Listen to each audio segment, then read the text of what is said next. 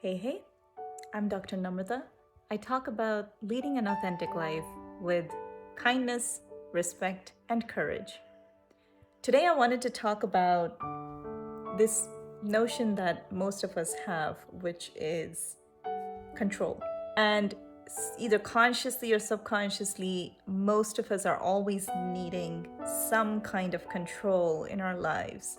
It's so funny because when you listen to people that you think are really, really wise and most likely are, the Dalai Lama, whoever your person is, Mother Teresa, Desmond Tutu, like all these people who have existed, you know your person, right?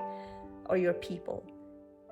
It's surprising that when you get to dive into how their mind thinks, what you realize, at least what I've realized, is that they've entered this space of complete surrender. And surrender is the complete opposite of control. So what does it really mean when somebody says, I surrender? Now, most of the time, it becomes a bit spiritual, and that's okay. We're not terrified of the word. It's a word, right? It's a mindset, it's a way of living that most people follow.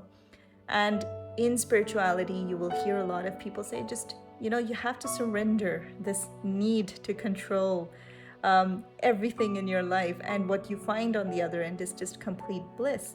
So, what does it actually mean? It means that it's not what most might think it is. What it is in reality is that you've been through so many tests in life that at the end of it, you realize and you go, I surrender, and by surrender, it's not like a depressing thing. It's more like, I'm not going to try and control this anymore. What will be, will be. I'm not going to control this anymore. I surrender, I surrender, I surrender.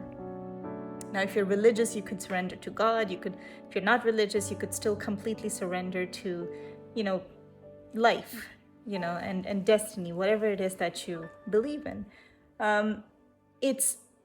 It's critical to reach that space. In fact, I think that that's kind of the goal of this journey of life, which is to reach that place of complete surrender where you're letting stories around you, including yours, unfold in the manner that they have to in order to let the balance be maintained. And that's nothing that we need to understand right now, but it exists.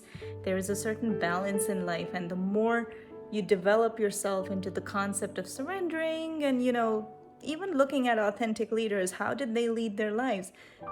They didn't try and control a lot of things. They did, however, act in integrity and principles. So if they thought something was right, they would be stubborn optimists. And that's a word I use for myself and for a lot of authentic leaders, or people who want to be authentic leaders, that you have to be a stubborn optimist. And you have to have some principles in your life. You got to have some values, and it doesn't have to be something your mommy, daddy taught you. You can build your own value system based on your unique experiences, right? And through that process of, this is who I am, this is what I believe in, I will continue to stay kind, respectful, and courageous. I will remove myself from situations that don't serve me, right? Or where I am not able to act in my integrity. I will remove myself quietly from those situations because I will not give an ounce of energy to them because I need my energy for me, right? And that's self-respect, that's self-care. And in that process, the way one reaches that place, interestingly, is you've been put through so many different types of tests, different people, different circumstances, but similar lessons over and over and over until it finally kind of hits you and you go like, aha, I'm not going to try anymore. I surrender. And what you completely bring your energy inward into you, and you just focus on some basic things. You just you start transforming your life into the simplest, most basic form, which is, I'm going to wake up, I'm going to brush my teeth, I'm going to take my bath, I'm going to eat my even if it's that, it's okay. But it really comes down to those repeating habits. But You're going to keep your integrity. You're going to say, I took a decision. I'm going to stick with my decision. It is within my integrity, within my morals and principles. I'm going to be stubborn as hell about this, but I know that there's a brighter future for me because I'm sticking to my values, which are in the right. Okay? And you can apply this to any circumstance in your life, family or work or whatever, right? Health.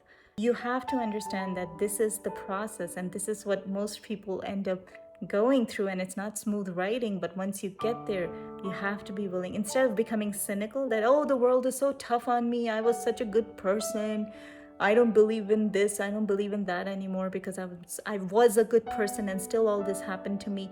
If you go down that path, you're completely diverting from the actual lesson, which was let the stories unfold the way they're meant to. You never had control over it anyways. You're trying to keep too much control, and now you're getting too cynical about it. Instead, it is what it is. Let it flow. You, almost like a vacuum, take your energy back inside and start going down to the simple basics. Okay? Maintain your body, maintain your mind, maintain your health, maintain your being. Be kind, respectful, courageous. Okay, and be a stubborn optimist, because by God, if anything, why not be a stubborn optimist? Okay, it's a much better way to lead life, because we don't know when it's going to end, isn't it? It could literally be gone tomorrow. So why not just be a good person? So with that, I wish you a great day. Love you.